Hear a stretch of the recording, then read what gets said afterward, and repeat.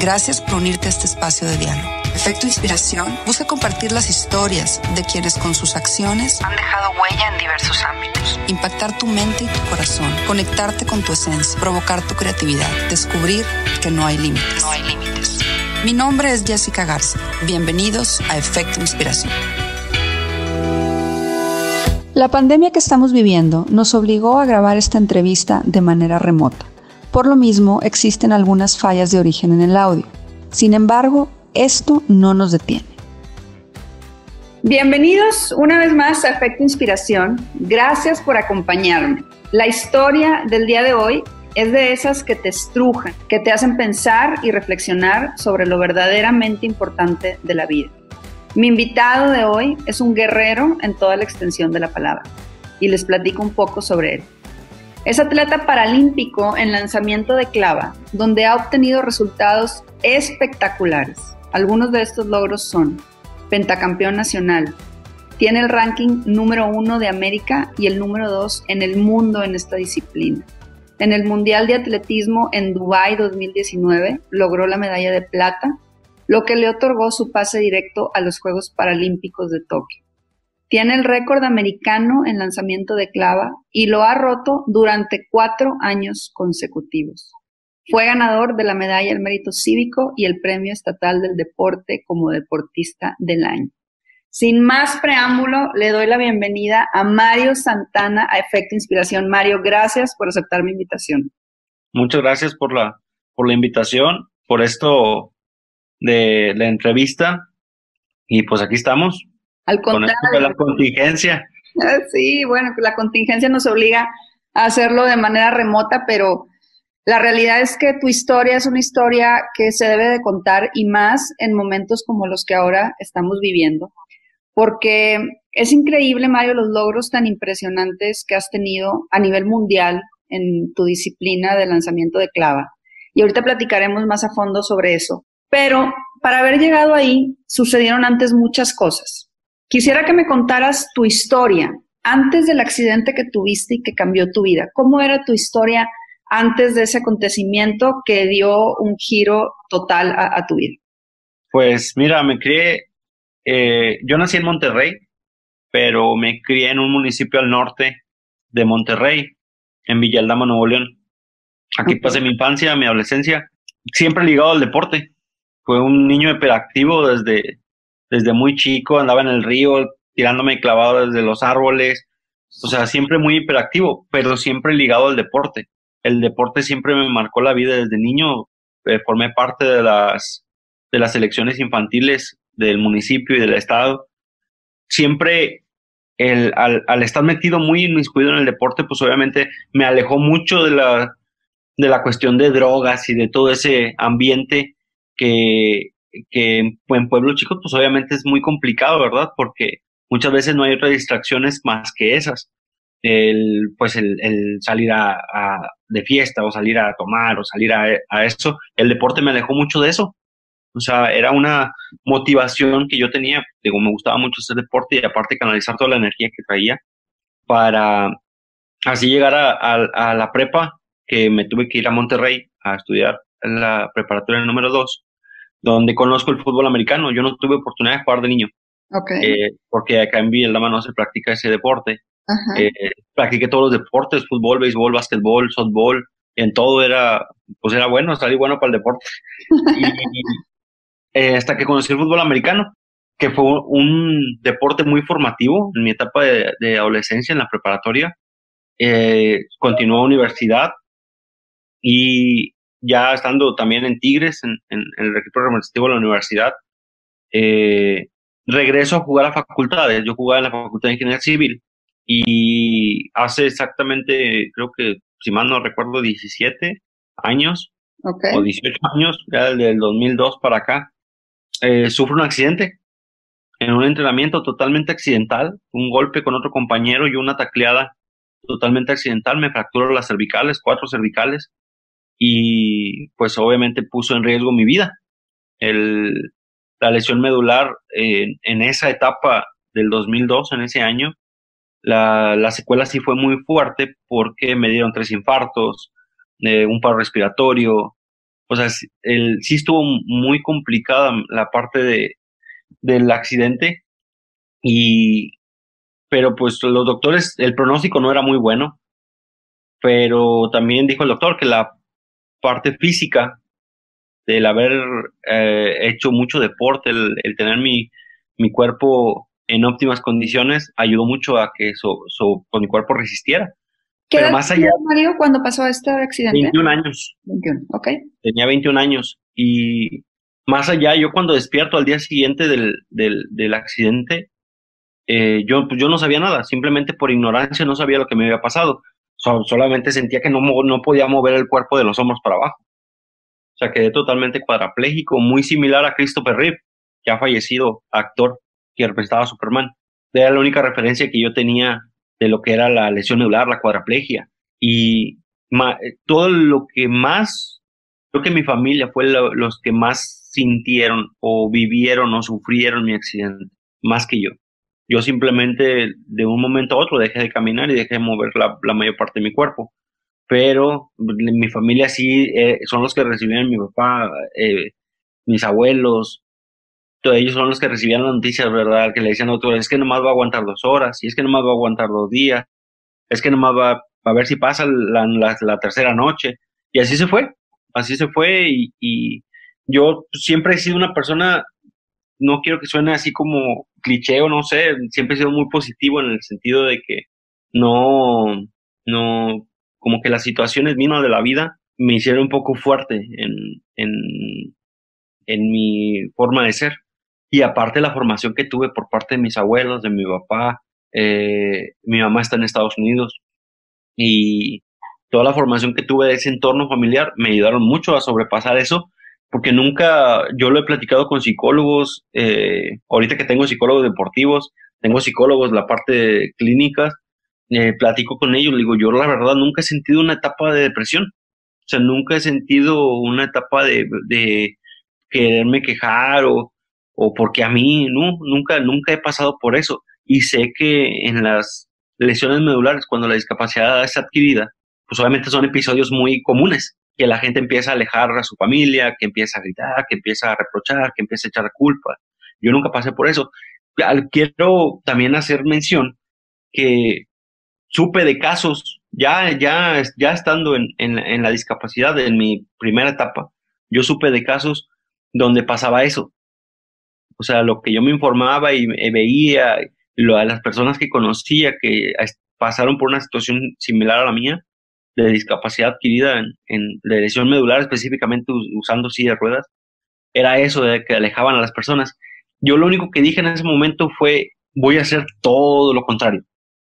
Fue la única forma, o sea, fue una cosa que me pasó por la cabeza.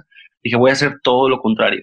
Si las personas alejan a la gente, yo las voy a acercar, o sea, recibirlo siempre con una sonrisa, el agradecer el apoyo que te estaban brindando, ya sea quien sea tu familia, no sea tu familia, es el agradecerles, el no sentirte el centro del universo porque estás viviendo una situación de discapacidad, y eso me ayudó mucho.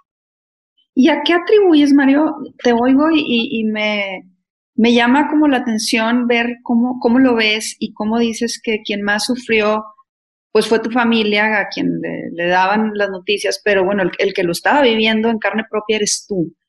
¿A qué atribuyes esa manera de enfrentar la adversidad que tuviste, esa manera positiva de ver la vida, eso que dices que nunca caíste en depresión, que siempre querías recibir a la gente con una sonrisa?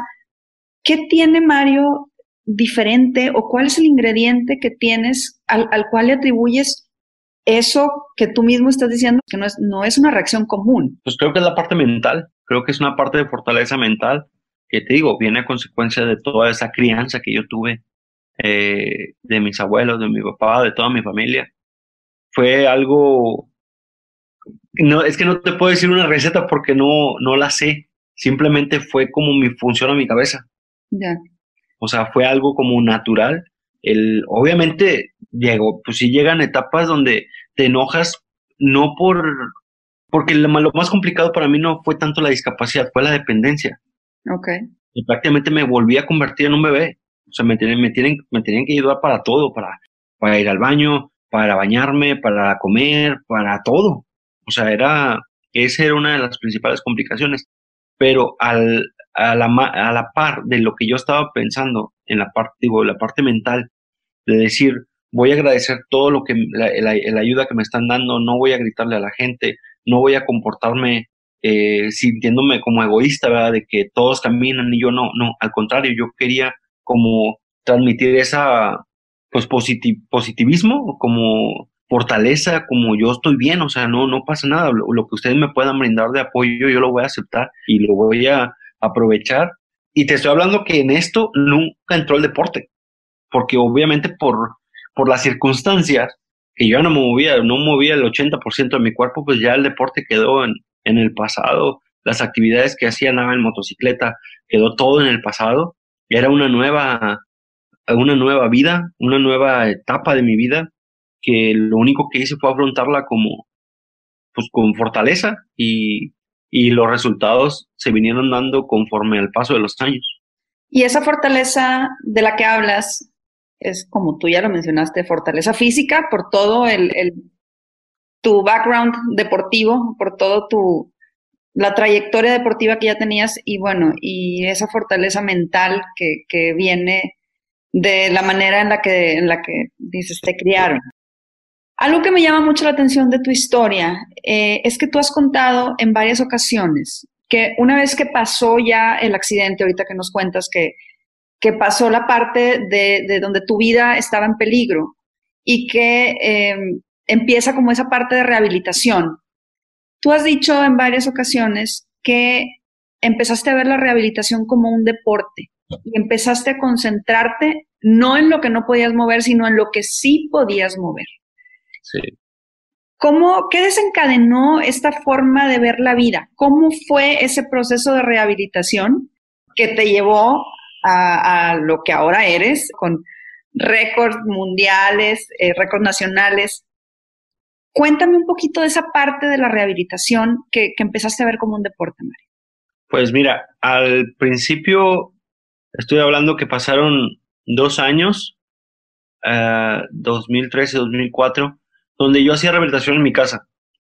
Tenía el apoyo por parte de la universidad, que me mandaban un fisioterapeuta, yo contrataba a otro y era pues prácticamente pura movilidad pasiva. O sea, ellos me hacían la rehabilitación para que mi cuerpo no se atrofiara. Pero como mi carrera profesional es de informática, estaba muy metido en ese entonces, me dedicaba a reparar computadoras y todo eso, estaba muy metido en lo del internet y todo eso.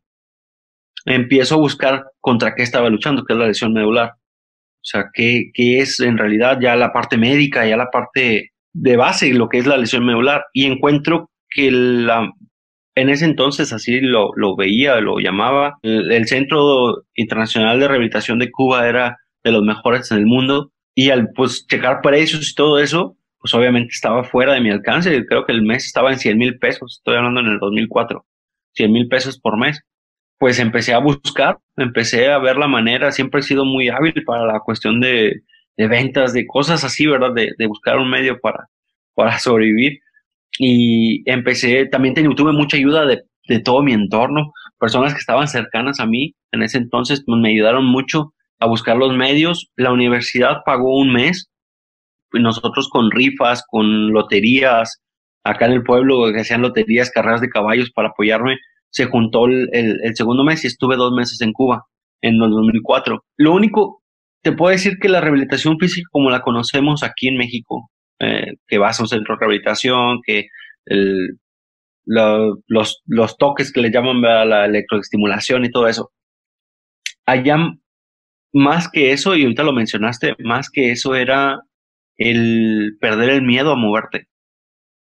Y la mentalidad en ese entonces, la persona que me tocó como fisioterapeuta ya, fue lo que me dijo cuando llegué, porque eran unas bancas altas como de 1,5 metros, donde te subían para hacer rehabilitación, camillas.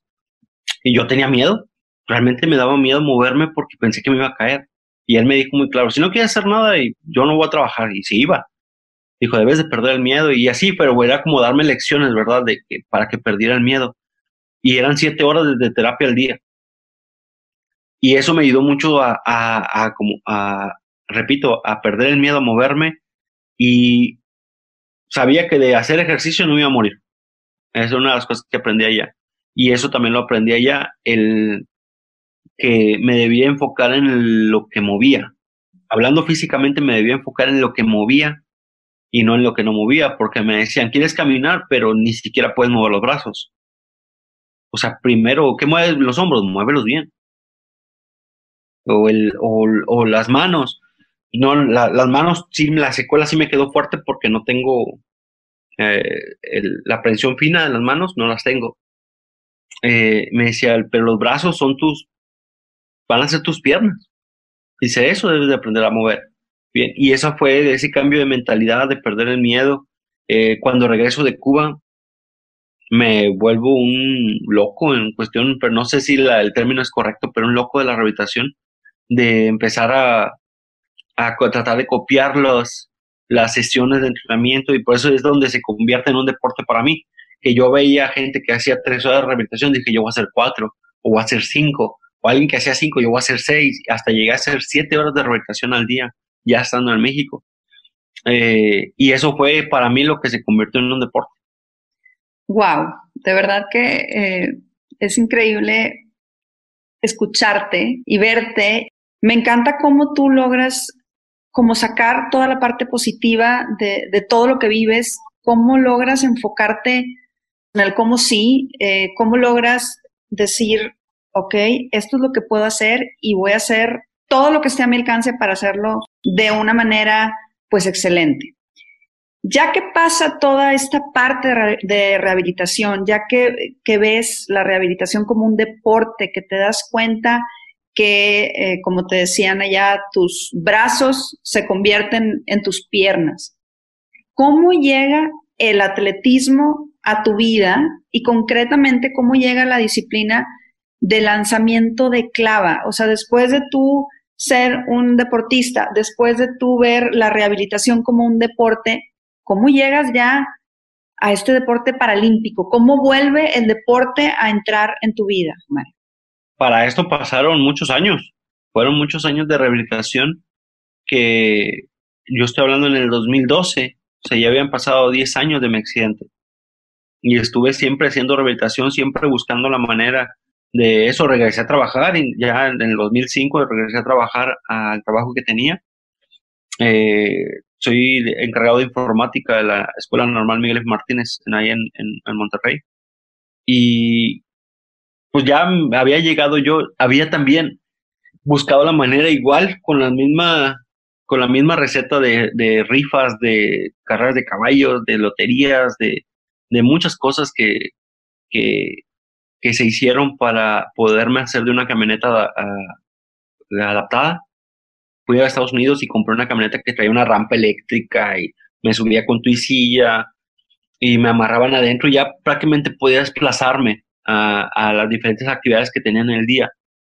En el 2012 estaba viendo la tele y había un resumen de deportivo de los Juegos Olímpicos y sale una pequeña cápsula de alguien que ganó una medalla de oro en Paralímpicos, en carreras de silla de pista, Saúl Mendoza. Se me quedó el nombre, que ahorita es mi amigo. Salió la nota, ¿verdad? Deporte paralímpico, México gana medalla de oro en atletismo, en el 400 metros, y Saúl Mendoza era el que había ganado la medalla. Y ahí, pues obviamente me llamó la atención la palabra, nunca la había escuchado, deporte paralímpico, pero también por mi mente pasó, pues sí, deporte paralímpico, pero pues fíjate, o sea, físicamente también soy muy realista. Yo decía, pues qué padre sería, pero pues ese también ya es algo que prácticamente no puedo hacer porque por las condiciones físicas que yo tenía. Pero hay una convocatoria días después de eso, pocos días después de eso, hay una convocatoria aquí en el estado de Nuevo León que iban a formar un equipo de fútbol en silla de ruedas. Y pues fui. Digo, siendo deporte, pensé que nunca volví a volver a hacer deporte, pero hablando de deporte, decía en silla de ruedas, dije, ahí creo que sí puedo. Y fui a esa convocatoria que hicieron y así empezó esto. En el 2012 como entrando en la parte del fútbol sobre silla de ruedas, también todo el deporte paralímpico es por clasificaciones médico-funcionales. O sea, depende cómo te muevas, tienes una clasificación, no es una etiqueta, es una clasificación funcional para que sea como equitativo o que no haya ventajas ni desventajas por la parte física. Pero en básquet y en fútbol, yo soy la categoría más baja. Igual en atletismo, pero en básquet y en fútbol compites contra, como es deporte de conjunto, hay otras categorías más altas. Mejor movilidad, más velocidad, más reflejos, mueven bien sus manos, o sea, ahí ya estoy en desventaja. Pero aún así llegué a ser parte del equipo de fútbol y de básquetbol de Nuevo León, aún con esa deficiencia, pero era por mi actitud, porque la parte que traía del fútbol americano, la energía, la forma esa, me llevó a formar parte de los equipos. Después me hice entrenador de un equipo de ellos y ahí empezó la cuestión del deporte hasta que las personas que estaban ahí me dicen, oye, ¿por qué no practicas atletismo? O sea, digo, es que no conozco nada. Digo, es que en tu categoría está el lanzamiento de clava. Me dijeron, está el lanzamiento de clava. ¿Qué significa eso? Que compito contra puras personas que están igual que yo. O sea, ya estabas hablando que se juntaron las cosas, que era deporte, igualdad de condiciones y era pues prácticamente competencia directa. Dije, es donde soy o es donde yo me considero bueno, en la parte de esa de competencia. Claro. Que no me gusta hacer el deporte por recreación. Siempre he sido una persona muy competitiva, me gusta destacarme, siempre nunca lo he ocultado, me gusta ser de los mejores en todo lo que hago, aunque suene muy así, muy, o presuncioso, no sé si suena así presuncioso, pero siempre me ha gustado eso, o sea, siempre me ha gustado, más en lo deportivo, destacar, o sea, darme a ver, darme, llamar la atención, pero de una manera competitiva, no una manera negativa. Y otra de las cosas que también siempre he tenido y que vi a lo largo de los años, y creo que ya lo has de haber escuchado, que nunca me ha gustado el papel de víctima. Nunca me ha gustado ese papel de víctima de salir y que es que estoy en silla de ruedas y por eso no puedo hacer eso. Cuando empiezo a hacer atletismo y lanzamiento de clava, faltaba un mes para a la nacional en Guadalajara en el 2013 y yo empecé a buscar a todas no sabía, desconocía totalmente los procedimientos, las instituciones y empecé a buscar cómo podía yo ser seleccionado de Nuevo León. Y di con la Asociación de Silla de Ruedas del Estado de Nuevo León y me dijeron, no, es que ya está el proceso, ya pasó, ya tenemos un lanzador de clava, ya hay un lanzador de clava, pero le digo, es que las marcas que yo veo registradas, dije, yo ya había tenido como un mes de entrenamiento, digo, yo veo que yo lanzo más que él. Y me dice, pero ¿cuánto tiempo tienes entrenando? Le digo, tengo un mes, pero yo lanzo más que él, las marcas tienen registrado.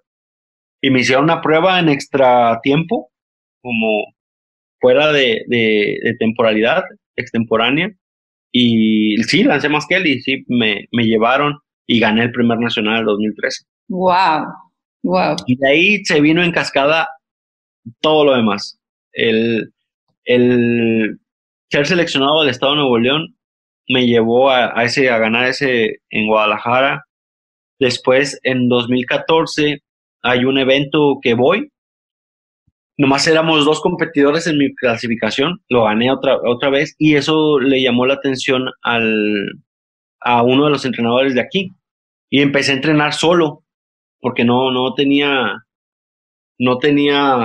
pues, no había videos en internet, no había documentación de lo que era el lanzamiento de clava, las clavas yo las fabricaba con bates, el banco me lo hacía mi papá, fue mucho como empírico, o sea, el aprender del deporte así, y veo una convocatoria, me meto en una convocatoria ya en finales de 2013, principios de 2014, veo una convocatoria de una concentración de seleccionados en México, pero no estaba yo, estaba el otro muchacho, el otro participante. Y yo no entendía, dije, porque si yo gané, ¿por qué no me concentran? ¿Por qué no estoy yo convocado? Pero era por el hecho de que como no había hecho los procesos desde juveniles y todo eso, pues no me tenían en listas ni nada. Prácticamente fui y gané y me desaparecí del mapa. porque nomás quedaba el puro antecedente de la medalla en Guadalajara. Ok. Pero, pues, te digo, siempre he sido alguien muy aventurero, si le quieres llamar. Me puse de acuerdo con el que me estaba entrenando en ese entonces y le dije yo, tengo que ir a México. O sea, tengo que ir a México, tengo que ir a preguntarle por qué no me tomaron en cuenta. Y me fui sin avisarle a nadie, prácticamente no, o sea, de lo que era la asociación o el instituto del estado. Yo agarré un vuelo a México y fui y le caí ahí en el CEPAMEX, donde se concentran los atletas de alto rendimiento en México paralímpicos. Me acuerdo muy bien que eso era un día inhábil, era un día asueto, porque yo trabajaba. Y era un día asueto, fue cuando me fui para allá. Y de puras circunstancias, el entrenador que estaba ahí es el mismo que tengo ahora. Me recibió y fui con él, el entrenador nacional de campo. Y le dije, digo, buenas tardes, le digo, soy Mario Santana. Le digo, yo gané el campeonato nacional el 2013. Le digo, pero no estoy en la convocatoria. Y me dice, ¿cuál convocatoria? Le digo, la de la concentración que va a tener usted es Iván Rodríguez. Me dice, sí. Digo, es que usted tiene una concentración de seleccionado, digo, y no estoy yo en la lista, pero quiero saber por qué no, si yo gané el campeonato nacional. Y me dice, ¿por qué no te conozco? Yo nomás sé que lanzaste 18:42 en Guadalajara, pero no sabía quién eras. Y me dice, pero la concentración se movió de fecha, no es esta semana, faltan 2 semanas para la concentración, yo ya estaba en México. Y le digo, bueno, ¿y qué tengo que hacer? Me dice, pues, dijo, ¿sí te puedo concentrar? O sea, sí te puedo concentrar sin problema. Dijo, ¿y ahorita qué vas? Le dije, no, pues me voy a regresar a Monterrey. Dice, ¿por qué no te quedas de una vez? Yo con mi trabajo en Monterrey. Y le dije, no, pues sí me quedo. Hablé con la persona que iba conmigo de auxiliar. Le digo, sí me quedo. Y ahí empezó todo. El entrar con Iván Rodríguez, entrenador nacional de campo, premio nacional del deporte del año pasado. Me dejó, cuando llegaron a concentración había otros 2 muchachos de clava y ahí empecé a entrenar. O sea, ahí conocí lo que era el entrenamiento de alto rendimiento, fue en mis inicios, hasta que en 2014 me quedé todo 2014, bueno, como 3 meses entrenando allá y entrenando acá, y luego vino el selectivo para Arizona y fue mi primer evento internacional. Mi primera marca fueron 18:42 y luego lancé 19 y me tocó ir a Arizona. El de Arizona me dio la posibilidad de ir al selectivo para Toronto 2015 y en el selectivo lancé 21 metros y fui a clasificado a Toronto y luego al Mundial de Qatar y ahí se vino en cascada toda esta historia. Wow, Mario, pero aparte me encanta porque pues tú aventado, sin paradigmas, luchando por tu derecho y con toda la convicción de decir, yo lanzo mejor, yo lanzo más, ya lo demostré, yo tengo que estar ahí y eso pues me emociona, te escucho y me emociona. Antes de que nos sigas platicando la historia, me gustaría que le platicaras a la gente que nos está escuchando en qué consiste el lanzamiento de clava. ¿Qué es este deporte para que la gente pueda como visualizar mejor la historia que nos cuentas? Me vamos a poner un poquito de antecedente. Ok. Deporte paralímpico, el prefijo de para no es por discapacidad. Okay. Esto viene desde los 60. Se empezó el deporte paralímpico como rehabilitación de los soldados que venían de la guerra en Inglaterra. Okay. Pero ya con el paso de los años, pues ya se hizo el movimiento paralímpico a nivel mundial a la par del movimiento olímpico. El prefijo para en paralímpicos no significa una cuestión de discapacidad, es paralelo a Juegos Olímpicos. Ah, wow, qué interesante. Casi nadie lo sabe, ¿Sí? pero el movimiento paralímpico es ya prácticamente a la par de Juegos Olímpicos. No más que obviamente por los deportes que son adaptados, se hace paralelo en otras fechas. Wow, qué interesante. Es prácticamente lo mismo. Ya, ok. En atletismo hay todos los deportes. Hay algunos que son adaptados, que es exclusivamente deporte paralímpico, pero en general, la mayoría de los deportes, natación, atletismo, tenis de mesa, todos son iguales que los de olímpicos. Casi nos regimos por el mismo programa. En el caso del lanzamiento de clava, en atletismo hay disco, jabalina, bala y martillo en el deporte convencional. En el deporte paralímpico hay disco, jabalina, bala y la clava es una adaptación que se hizo del martillo para las categorías 51 como yo, para tener por el tipo de implemento que es como un bat de 30 centímetros, 35 centímetros, pesa medio kilo y es una adaptación que se hizo para poder competir. Pues obviamente la competencia ha venido cambiando, ha venido evolucionando en los últimos años. Como bien te mandé ahí el ranking, soy el único latinoamericano que compite, bueno, en ese nivel, porque sí hay a nivel continental, hay atletas, pero todavía están en un nivel más bajo por cuestiones de tiempo, por cuestiones de, de que no hay mucha documentación. Ahorita ya hay más videos en internet.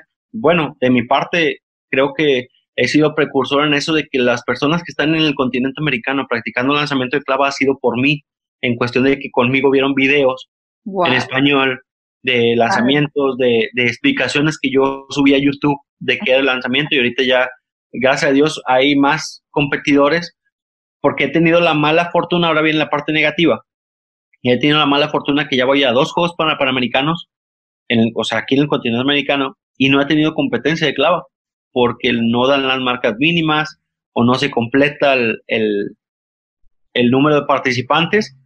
Ya 2015 y 2019 no tuve participación, o sea, no he podido subirme al podio en América como primer lugar del continente con el récord a lo que he venido haciendo, por eso de que no he tenido competencia. A la última hora se cierra y pues son las reglas, también lo tomo así, ¿verdad? Es deporte y eso nos exige igual a todos, pero este último año ya me he dado a la tarea. Por ejemplo, en Perú estaba un muchacho entrenando, yo le mandé una clava oficial, se la regalé para que la pudiera reproducir allá y pudiera trabajar. Igual estoy con otro muchacho creo que es Guatemala, que pues eso me da gusto, ¿verdad? Ser parte de que la gente se sume al deporte paralímpico en cuestión de específicamente en mi categoría, porque no es algo común en personas con cuadraplegia que practican un deporte de alto rendimiento.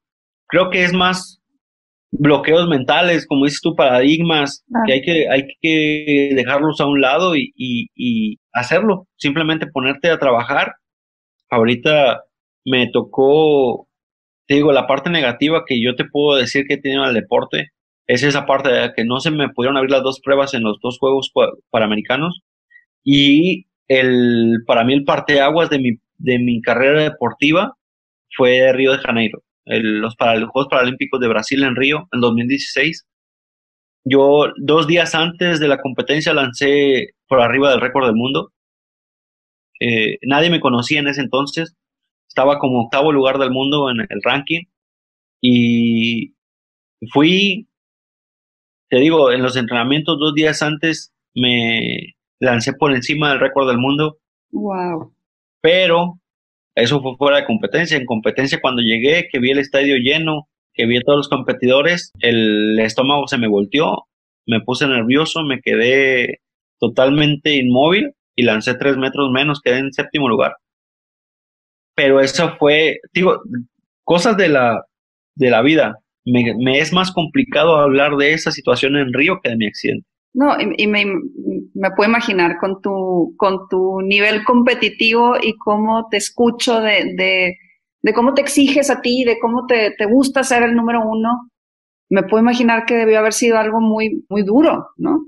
Sí, o sea, al punto de que ese día llegué a mi cuarto, no quise salir a ningún lado, había fiesta paralímpica afuera y de todos los países, todo, y en esto estaba mi esposa conmigo allá en Brasil. Ella es mi auxiliar funcional, es la que va conmigo. Bueno, la que está conmigo en la mayor parte del año en México, como esa parte de auxiliar funcional. Y le decía, es que la sensación que yo tenía es que había hecho perder el tiempo a todos. O sea, por no haber preparado bien psicológicamente, porque fue lo psicológico lo que me tumbó en ese momento. Yo di muchas cosas por hecho y cosas que aprendí con esa situación. Todo ese día y el día siguiente yo me quería retirar del deporte. O sea, a ese grado. Yo decía, esto no es para mí y ya me voy a retirar, voy a dedicarme, voy a regresar a mi vida normal, a mi vida cotidiana. el deporte. Fue mi entrenador a hablar conmigo, estando mi esposa también, que pues, son parte del equipo directo conmigo, ¿verdad? De mi universidad, el entrenador, las personas en que confío, y hablaron conmigo, ¿verdad? Me dice, tú no le hiciste perder el tiempo a nadie, o sea, nosotros estamos aquí porque queremos, y lo único que te debe enseñar esto es de que necesitas trabajar más. O sea, lo que obtienes es lo que trabajaste. No es una coincidencia, no es algo que pasó por azares del destino, no es algo que pasó por lo que quieras. Es algo, lo que obtuviste fue lo que te ganaste. O sea, no hay de otra, no hay excusas, no hay de eso.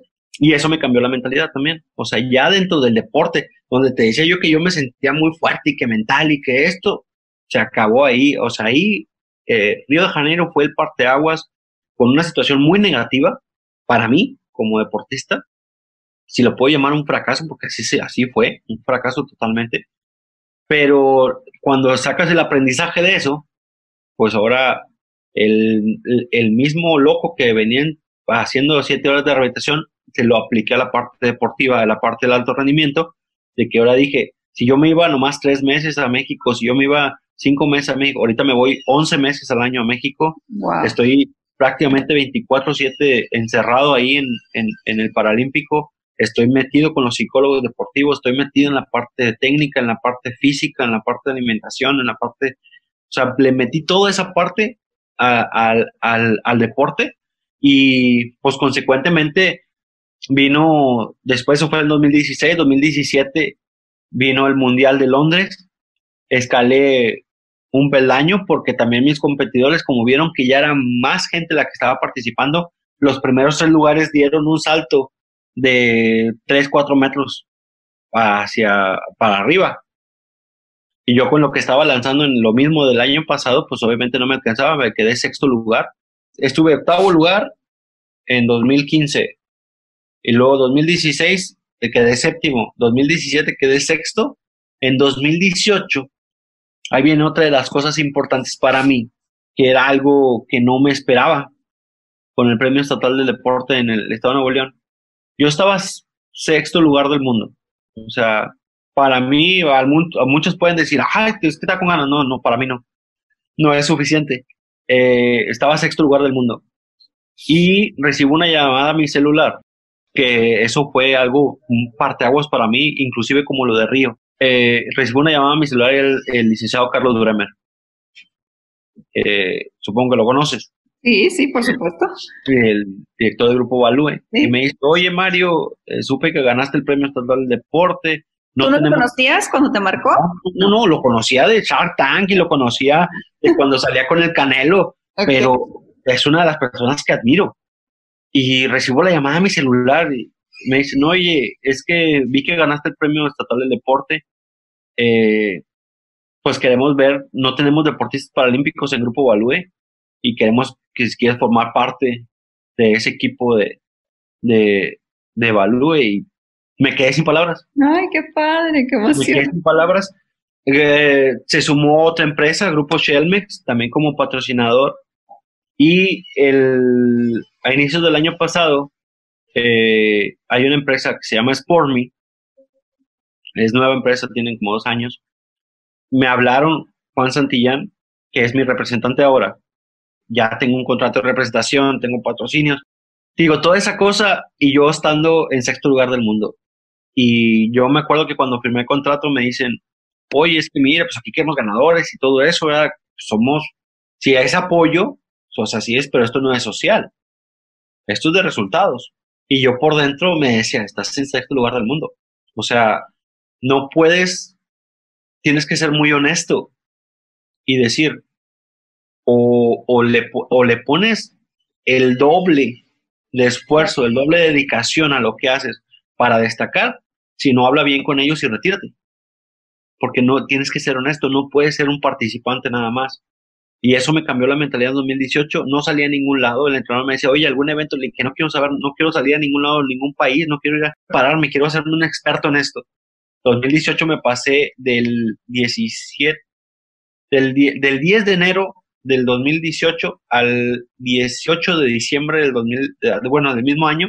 Pues estuve prácticamente los 12 meses en México sin venir a Monterrey sin salir a ningún evento deportivo, todos iban, yo me dije, me voy a hacer experto y me voy a meter, y eso me puse también con mi entrenador, ¿verdad? Le digo, vamos a hacernos expertos, coach, porque necesitamos, y empezó a modificar todo mi plan de trabajo, la parte psicológica, la parte de nutrición, la parte de fisioterapia, todo se empezó a encaminar hasta que en 2019, te digo, no tuve juegos para Panamericanos, que iba, pues ya tenía muy buenas marcas, y en 2019 en el Mundial en Dubái, pues cayó la medalla de plata en un evento que, pues la verdad, es de los más importantes, nomás por debajo de Juegos Olímpicos, y la verdad, pues digo, muy contento, que aquí te la enseño. ¡Wow! ¡Qué padre!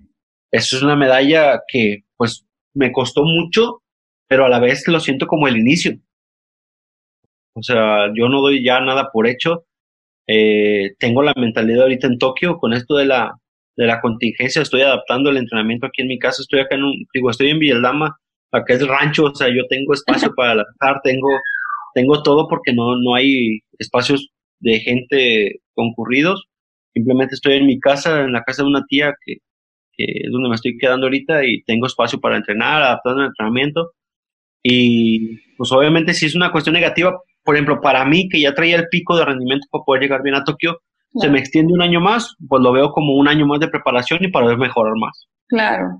No, y no tengo duda que vas a seguir logrando grandes cosas porque realmente tienes una mentalidad ganadora, una mentalidad donde no te conformas, donde quieres ir por más, donde quieres lograr más, donde estás comprometido no solamente con tus patrocinadores y con la gente que te rodea, sino principalmente contigo mismo. Y creo que de ahí es donde empieza realmente la fortaleza para que un atleta o cualquier persona en lo que haga sea exitoso, ¿no? Te quiero preguntar, representar a México debe ser un sentimiento inigualable, debe ser lo máximo para un deportista, el poder portar los colores de tu país, el poder representar pues a toda una nación.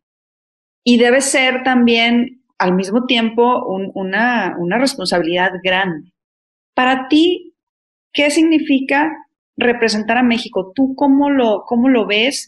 ¿Cómo lo llevas de la mano con la manera en la que tú te exiges, en la manera en la que quieres dar resultados?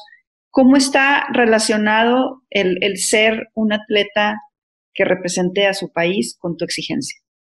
Mira, siempre he sido muy institucional, siempre me ha gustado representar, por ejemplo, en el caso de Villaldama, siempre donde quiera que voy, siempre lo menciono, porque aquí son mis orígenes.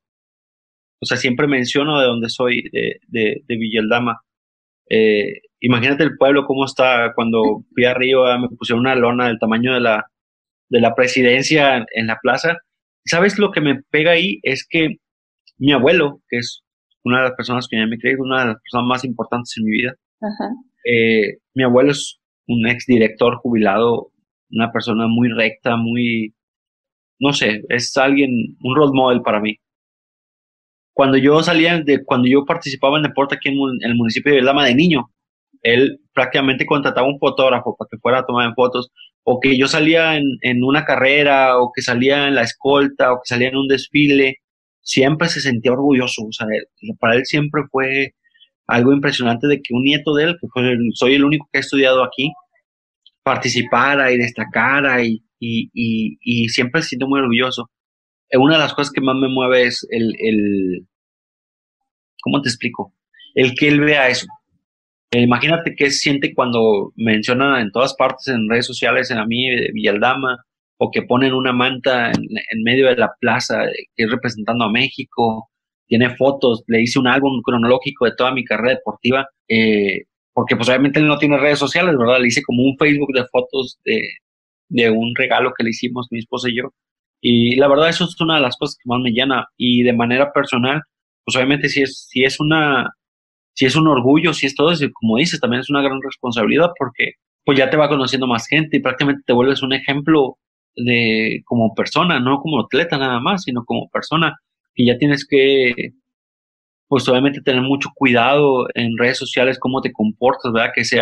Tienes que tener una lógica, un equilibrio y una congruencia con lo que eres como deportista, con lo que piensas y con lo que haces, que es algo que pues obviamente también me ha servido mucho ir de la mano de eso, el hecho de también de las empresas que están respaldándome atrás, que ponen pues su confianza, ¿verdad? Eso para mí es algo impresionante, porque te digo, soy muy institucional, me gusta representar las personas que me apoyan, tanto en Nuevo León como México, como todas las empresas que están detrás de mí, y ha sido algo muy bonito. O sea, alguien que pudo haber pensado que perdí todo con el accidente, yo creo que mi mente no coincide lo que era yo antes del accidente a lo que soy ahorita después del accidente. Y precisamente ahorita que hablas de eso, tú siempre mencionas que la discapacidad te dio la capacidad de ver qué tan capaz eres. Sí. ¿Qué Sí, tan capaz eres, Mario? A ver, explícanos esa parte. Porque supongo que lo viste en el video. Yo ya parece, lo digo mucho en las pláticas, que ahorita ya hasta pláticas doy. Eh, la mentalidad que yo tenía cuando estaba parado, cuando era convencional, los 20 años, físicamente no tenía, digo, en el medio que me movía físicamente no tenía competencia. O sea, podía competir con cualquiera físicamente. Podía hacer lo que yo quiera, tenía el mundo en mis manos, pero mentalmente nomás quería ser el mejor jugador de la universidad. Hasta ahí llegaba mi mente. O sea, mentalmente era una mente muy corta. En ese momento no para mí, porque era lo que yo aspiraba, a ser el mejor jugador de la universidad. Pero con toda la parte física de mi lado. Ahorita sin mover el 80% de mi cuerpo, o el 75-80% de mi cuerpo sin mover, ya con 17, 18 años de usar silla de ruedas, quiero ser el mejor jugador del mundo, el mejor lanzador de clava del mundo. O sea, cómo vino a cambiar la discapacidad, mi mentalidad, y me ha llevado a conocer muchos países, porque la verdad he viajado mucho estos últimos años en deportes representando a México. Imagínate si yo pudiera hablar con el Mario de 18 años y poderle compartir todo esto y poderle cambiar la mentalidad. Creo que el Mario andante, el Mario caminante estuviera jugando en la NFL. Wow, pero sabes que a lo mejor no le puedes hablar al Mario de 18 años, pero sí le puedes hablar y le hablas a miles de jóvenes y a miles de personas que te vemos, que te admiramos, que vemos en ti un ejemplo de perseverancia, que vemos en ti un ejemplo de empoderamiento, de resiliencia, de cómo lograr ver las adversidades de la manera en la que tú lo ves. A mí me impacta. Yo antes de conocerte, yo te conocí por un amigo mutuo que tenemos, por Homero, y él cuando me platicó de ti, yo dije, wow, o sea, Mario tiene que estar en efecto de inspiración, porque Mario es una persona que es inspiración pura con lo que ha hecho, con su trayectoria, con la manera en cómo ve la vida. Y algo de lo que más me impactó de cuando yo empecé como a investigar sobre ti, cuando empecé a ver las entrevistas que habías dado, las pláticas, hay una frase que tú dices que lo que te sucedió fue una bendición. Para mí eso me cimbró, porque no cualquier persona puede verlo de la manera en la que tú lo ves. Y el hecho de que tú digas que lo que te pasó fue una bendición, que tu accidente fue una bendición, que no lo cambiarías, para mí eso es las palabras de un guerrero, de un hombre sabio, de una persona que tiene una fuerza en su mente y principalmente en su corazón enorme. Pues mira, te puedo decir que sí, lo sigo reiterando. Para mí esto se convirtió en una bendición, porque también me puso ya no digo por qué me pasó esto, digo para qué me pasó. Y es algo que A mí antes cuando, que digo, que estaba en mi vida normal, ¿verdad? Ahí en mi casa, en mi trabajo, me decían, oye, para que vayas a dar una plática a una empresa, le digo, es que yo no tengo nada que compartir, yo estoy haciendo mi vida normal, ¿verdad? Estoy haciendo la habitación, pero no siento que tenga nada que compartir. Con el deporte, ya el deporte de alto rendimiento, ya los viajes, ya las experiencias que estoy adquiriendo, ahí me cambió la mentalidad con eso, de que dije, ahora sí tengo que compartir algo, o sea, tengo que compartir esto porque yo quiero que esto le pase a más gente que está pasando por una situación complicada, que vean que la vida te gira 180 grados cuando también le metes tu empeño, ¿verdad? Porque yo siempre lo he dicho, el 90% de las personas que están, bueno, el 100% de las personas que están a tu alrededor querrán ayudarte mucho y querrán hacer mucho por ti, pero si tú lo pones de tu lado, no hay forma, o sea, no hay forma, ni teniendo todos los medios económicos, ni teniendo todas las situaciones de apoyo alrededor, si tú no quieres, no va a pasar. Y te digo, algo que nunca he dicho o nunca he mencionado, ahorita hablamos de récords, de países, de eso es lo que me gusta, por ejemplo, en mi casa de discapacidad, antes se hablaba de hospitales, de rampas, de médico, todo eso. Ahorita hablar de discapacidad en mi casa es hablar de récords, de países, de qué evento sigue, de la preparación que estoy viviendo. O sea, ya también el chip se cambió todo mi entorno. Y eso me agrada mucho porque ellos sufrieron mucho mi accidente. Wow. Y te digo, algo que te digo que no he mencionado en ningún lado, digo, hablamos de récords, hablamos de países, hablamos de competencia, hablamos de esto y lo otro, pero ya cuando yo volteé 17, 18 años para atrás, para ver mi última etapa de vida, es decir, yo ya no podía comer solo, ya no podía bañarme solo, ya no podía hacer muchas cosas solo. El deporte me vino a dar esa bendición de que ahorita ya manejo, me voy manejando a México con mi esposa, me casé, ya tengo mi casa propia, tengo mi camioneta. O sea, son medallas que uno no ve por estar tan metido en la parte deportiva. Hay medallas que yo no he visto, de que ya le he cambiado pues ya le di la vuelta a esto. Si me explico, me siento pleno, me siento a gusto. Lo único que me falta es ganar una medalla en Juegos Olímpicos, en los Juegos Paralímpicos de Tokio. Creo que ahí sería algo impresionante para mí y el poder pensar en hacer algo más, pero siento que, porque me dicen, no, es que tu historia está muy padre para ponerla en, digo, sí, está muy padre, pero falta yo para mí debe ir del inicio del accidente a una medalla olímpica, no hay de otra. Y esa medalla olímpica, no tengo la menor duda que va a llegar con el esfuerzo que estás haciendo, con todas las acciones, toda esa preparación. No tengo duda que la vas a tener en tu pecho y nos vamos a sentir todavía más orgullosos de que un mexicano como tú no solamente se quede en un récord deportivo, sino en un récord de vida, en un récord de realmente decir, lo logré, no hay límites y lo que nos vayamos a proponer lo podemos lograr, ¿no? Sí, pues es algo que, te digo, siempre me ha gustado destacar, siempre me ha gustado llamar la atención y ahorita se puede hacer. Esta medalla que gané el año pasado, digo, es trabajo de muchas personas, no nomás es mía. Hay todo un equipo multidisciplinario atrás de mí, instituciones, la parte personal, pues obviamente está mi esposa, Taide Díaz, que es una de las personas que me ayuda todo el año. Digo, es de muchas personas y pues también la comparto con, con todas las personas tanto de Nuevo León, de México, de aquí, de Villaldama.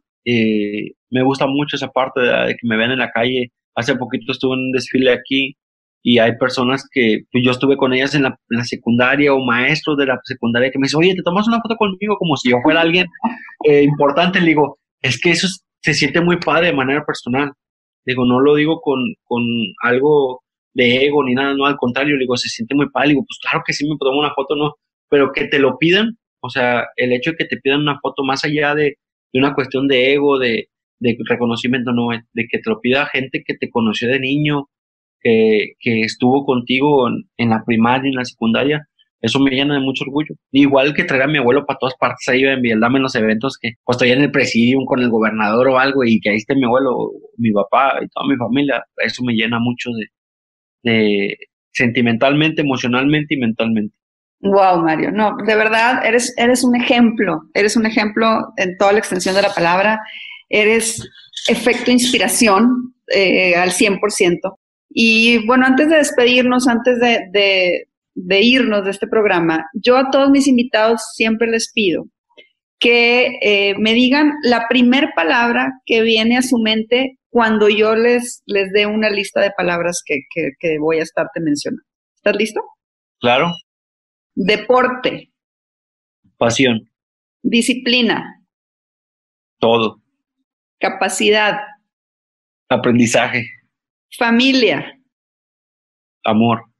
Silla de ruedas. Mi vehículo. México. Orgullo. Villa Aldama. Ay, pues, te puedo decir, te voy a repetir lo mismo, orgullo. Tenacidad. Importante.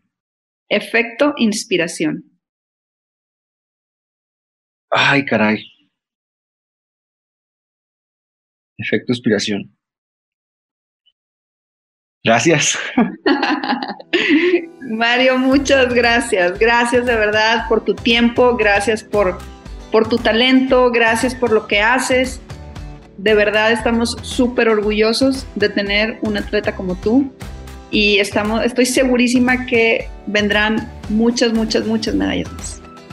Muchas gracias por la invitación, por el tiempo, por compartir esta parte de mi historia y pues esperemos que le llegue a mucha gente y que sirva de algo. Yo lo que pienso en las pláticas cuando voy y que digo, lo hago de todo corazón y me gusta mucho el compartir ahorita mi historia, es eso, de que si le puedo cambiar la vida a alguien o cambiarle la forma de pensar a alguien y le ayuda en algo, si está pasando por una situación complicada o lo que sea, pues eso me llena mucho.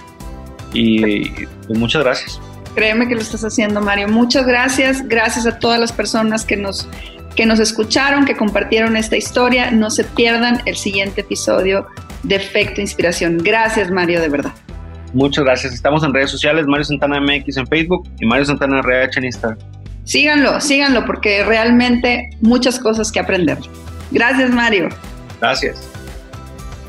Te invito a que seas parte de la comunidad Efecto Inspiración. Sígueme en redes sociales como Efecto Inspiración en Instagram y Facebook. Nos vemos por ahí.